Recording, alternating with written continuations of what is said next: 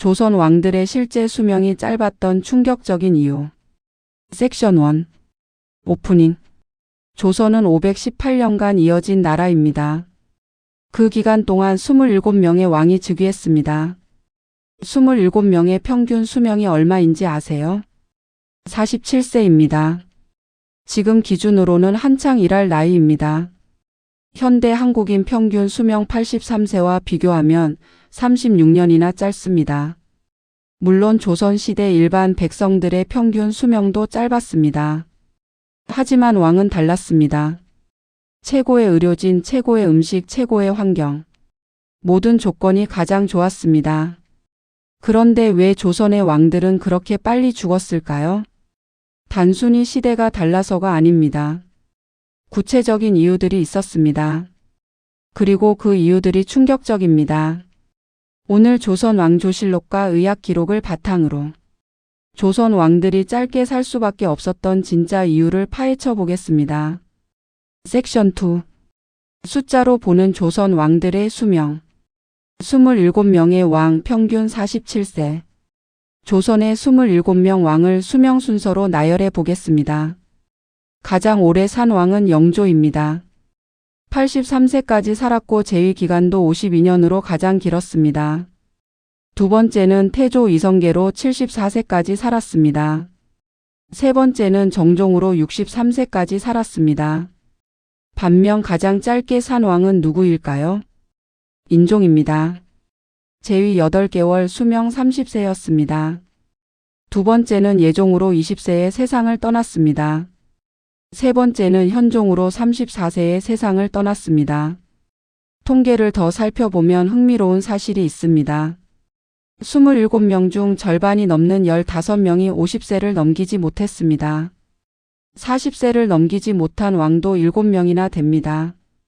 나라에서 가장 좋은 대우를 받는 사람들이 왜 이렇게 일찍 세상을 떠났을까요? 조선 왕들의 주요 사망 원인. 실록에 기록된 조선 왕들의 사망 원인을 분류해보면 크게 5가지로 나뉩니다. 첫째, 각종 종기와 피부 질환. 세종, 세조, 성종 등 여러 왕이 종기로 고생했습니다. 현대의학으로 보면 당뇨 합병증 혹은 세균 감염이었을 가능성이 높습니다. 둘째, 소화기 질환. 설사, 구토, 복통으로 시달리다 죽은 왕이 여럿이었습니다. 음식 관리와 위생 문제와 연관됩니다. 셋째, 극심한 스트레스. 왕이라는 자리가 주는 심리적 압박이 건강을 빠르게 갉아먹었습니다. 넷째, 과도한 음주와 여색. 일부 왕들은 지나친 음주와 후군 관계로 건강을 해쳤습니다. 다섯째, 운동 부족.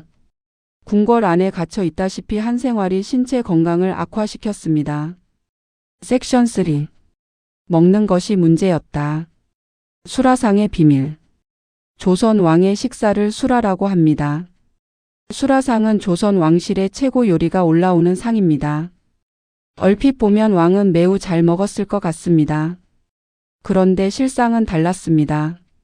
수라상에는 고기 요리가 매우 많았습니다. 쇠고기, 돼지고기, 닭고기, 각종 해산물, 단백질과 지방이 풍부한 음식들이 가득했습니다. 반면 채소는 상대적으로 적었습니다. 왕의 식성에 따라 채소를 거의 안 먹는 왕도 있었습니다. 지방과 단백질이 넘치고 채소가 부족한 식단. 현대의학으로 보면 당뇨, 고혈압, 고지혈증의 완벽한 조건입니다. 실제로 많은 조선 왕들이 이 질병들로 고생했습니다. 독살 의심과 음식 안전. 조선 왕들이 음식에 신경을 써야 했던 또 다른 이유가 있었습니다. 독살의 위험이었습니다.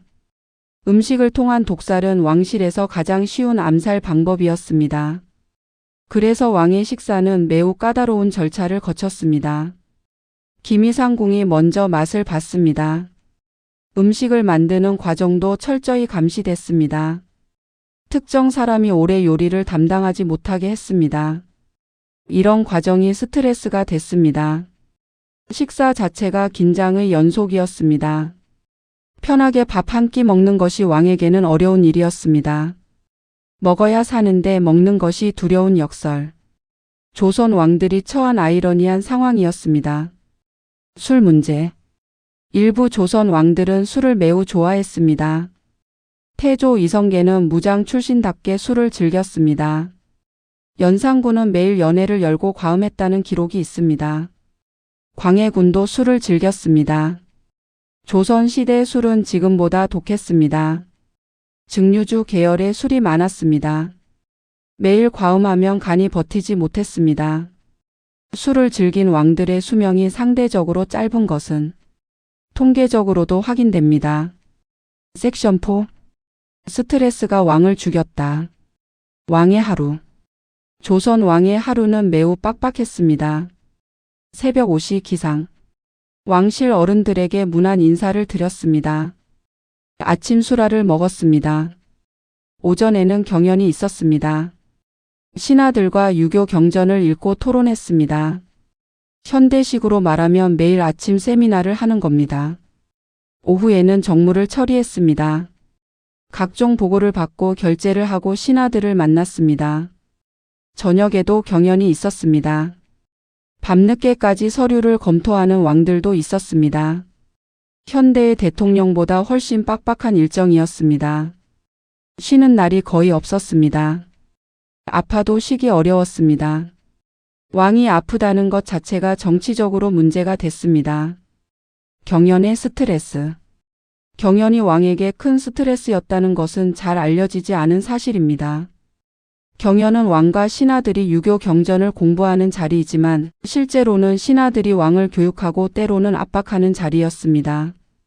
신하들은 경연에서 왕의 잘못된 결정을 비판했습니다. 왕이 마음에 들지 않는 정책을 펼치면 경연에서 집요하게 문제를 제기했습니다. 왕 입장에서는 매일 시험을 보는 느낌이었습니다. 준비를 못하면 망신을 당했습니다. 신하들과 논쟁에서 지명 권위가 떨어졌습니다. 일부 왕들은 경연을 피하려 했습니다. 그러면 신하들이 경연을 열어야 한다고 압박했습니다. 이것도 스트레스였습니다. 당쟁의 심리적 압박. 조선 중기 이후 당쟁이 심해지면서 왕의 심리적 압박은 더욱 커졌습니다. 노론과 소론, 남인과 북인. 각 당파가 서로 싸우고 왕에게 자기 편을 들어달라고 압박했습니다. 어느 편을 들어도 반대편의 원망을 샀습니다. 중립을 지키려 해도 양쪽 모두에게 비판받았습니다. 신하들이 집단으로 사직하겠다고 위협하는 경우도 있었습니다. 왕이 결정을 내리지 못하고 며칠씩 고민하는 기록도 있습니다. 현대 사람들이 직장 스트레스로 건강을 해치듯 조선 왕들은 당쟁 스트레스로 건강을 해쳤습니다. 잠을 못 잔 왕들. 스트레스와 연결된 또 다른 문제는 수면 부족이었습니다. 실록에는 왕이 잠을 못 잔다는 기록이 자주 나옵니다. 세조는 꿈에 시달려 잠을 못 잤습니다. 선조는 임진왜란 기간 동안 제대로 잠들지 못했습니다. 인조는 병자호란의 굴욕 이후 수면 장애를 겪었습니다. 수면 부족은 모든 질병의 시작입니다. 면역력이 떨어지고 판단력이 흐려지고 이미 있던 질병이 악화됩니다.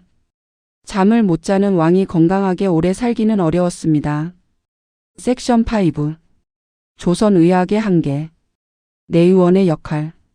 조선 왕실에는 내의원이라는 의료기관이 있었습니다. 최고의 의원들이 모여 왕의 건강을 돌봤습니다. 내의원 의원들은 매일 왕의 건강 상태를 점검했습니다. 맥을 짚고 소변색을 보고 식욕을 확인했습니다. 동의보감, 의방유치 등 훌륭한 의학서도 있었습니다. 당시 기준으로는 상당히 발달한 의료 체계였습니다. 하지만 한계가 명확했습니다. 세균의 존재를 몰랐습니다. 바이러스가 무엇인지 몰랐습니다. 외과 수술은 매우 제한적이었습니다. 종기가 왕들을 죽인 이유. 조선 왕들의 사망 원인 중 가장 많은 것이 종기입니다. 세종, 세조, 성종, 정조 등 여러 왕이 종기로 고생했습니다. 현대의학으로 보면 종기는 세균 감염입니다. 항생제만 있었다면 간단하게 치료할 수 있었습니다. 하지만 조선시대에는 항생제가 없었습니다. 종기가 폐혈증으로 발전하면 막을 방법이 없었습니다. 폐혈증이란 세균이 혈액으로 퍼지는 것으로 적절한 치료 없이는 빠르게 사망에 이를 수 있습니다. 현대라면 페니실린 한 방으로 살릴 수 있었던 왕들이 조선 시대에는 종기 하나에 목숨을 잃었습니다. 의원들의 딜레마. 내의원 의원들은 매우 어려운 처지에 있었습니다. 왕의 병을 치료하지 못하면 처벌을 받았습니다. 왕이 아프다는 진단을 내리면 왕의 체면이 손상됐습니다. 왕이 원하지 않는 처방을 하면 거부당했습니다. 세종은 의원들이 운동을 권하면 듣지 않았습니다. 채소를 먹으라고 해도 고기만 먹었습니다. 의원 입장에서는 왕에게 강제할 수 없었습니다. 왕을 치료하는 의원이 왕보다 낮은 신분이었기 때문에 왕의 잘못된 생활 습관을 강하게 바로잡을 수 없었습니다. 그것이 조선 왕실 의료의 구조적 한계였습니다. 섹션 6. 왕의 사생활 문제. 후궁 문제. 조선 왕들은 왕비 외에 많은 후궁을 두었습니다. 세종은 후궁과의 사이에서만 12명의 자녀를 뒀습니다. 성종은 후궁이 12명이었습니다. 지나친 성생활은 건강을 해친다는 것은 당시에도 알려진 사실이었습니다. 한의학에서도 전기를 너무 많이 소모하면 몸이 상한다고 했습니다. 하지만 왕에게 후궁을 줄이라고 말할 수 있는 사람은 없었습니다. 왕실의 대를 잇기 위해 오히려 후궁을 권하는 분위기였습니다. 건강에 해롭다는 것을 알면서도 막을 수 없었던 악순환이었습니다. 운동 부족. 조선 왕들은 운동을 거의 하지 못했습니다. 궁궐 밖으로 나가는 것 자체가 대단한 일이었습니다. 경호 인력이 필요하고 사전에 철저한 준비가 필요했습니다. 간단하게 산책 한번 하는 것도 쉽지 않았습니다. 왕이 즐길 수 있는 신체 활동은 제한적이었습니다. 활쏘기나 격구말을 타며 공을 치는 운동 정도였습니다. 하지만 이것도 신하들의 반대가 있었습니다. 왕께서 위험한 일을 하시면 안 됩니다. 앉아서 정사를 보고 앉아서 경연을 하고 앉아서 밥을 먹고 몸을 움직이지 않는 생활이 계속됐습니다. 운동 부족은 현대인의 건강 문제이기도 하지만 조선 왕들에게도 심각한 문제였습니다. 가장 오래 산 왕의 비결. 83세까지 살아 조선 최장수 왕이 된 영조의 비결은 무엇이었을까요? 영조는 술을 거의 마시지 않았습니다. 채식 위주의 소식을 실천했습니다. 규칙적인 생활을 했습니다. 영조 자신이 건강에 매우 신경을 썼습니다. 의원들의 말을 잘 따랐고 과로를 피하려 노력했습니다. 물론 영조도 스트레스가 없었던 것은 아닙니다. 사도세자 사건처럼 엄청난 심리적 충격도 있었습니다. 하지만 기본적인 생활 습관이 다른 왕들과 달랐습니다. 먹는 것, 마시는 것, 잠자는 것. 가장 기본적인 것들이 수명을 결정했습니다. 수백 년 전이나 지금이나 다르지 않은 진리입니다. 섹션 7. 클로징. 오늘 우리는 조선 왕들의 짧은 수명의 이유를 살펴봤습니다. 최고의 음식을 먹었지만 그 음식이 오히려 독이 됐습니다.